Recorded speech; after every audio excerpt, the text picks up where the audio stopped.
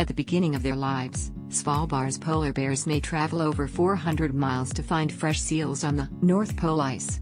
It's the equivalent of walking from Edinburgh in London, which is impressive for a 3-month-old.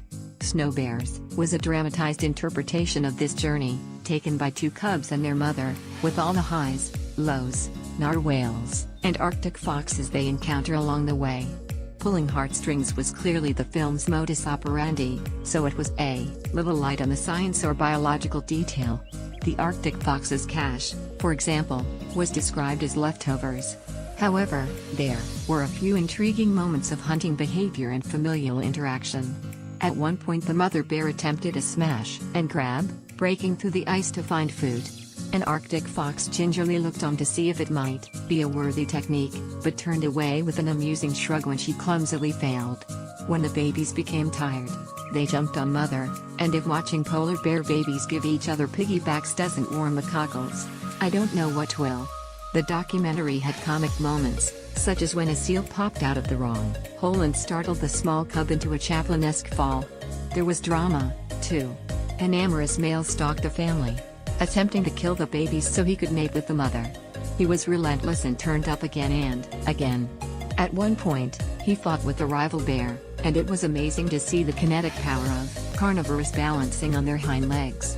The show was more in the vein of Homeward Bound, The Incredible Journey, 1993, or March of the Penguins, 2005, than the recent wildlife films from the BBC's Natural History Unit with Yvonne, the font seeming a little old-fashioned.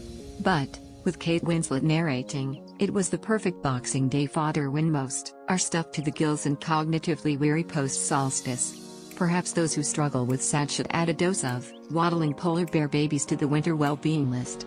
Credit: Philip Dalton/Jeff Bell/BBC. Most of the footage was filmed in Svalbard, where the light falling on ice is otherworldly, pink, lilac, crystalline and diaphanous.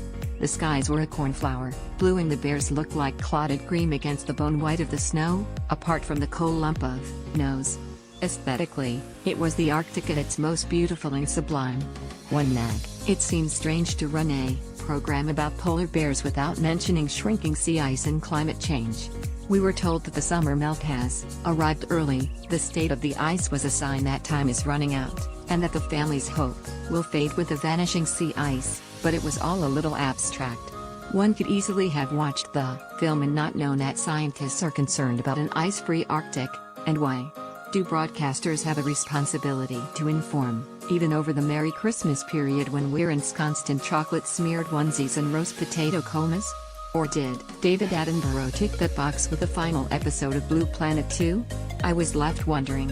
One thing is sure, how lucky are we to live in the same world as the magnificent Ursus Maritimus?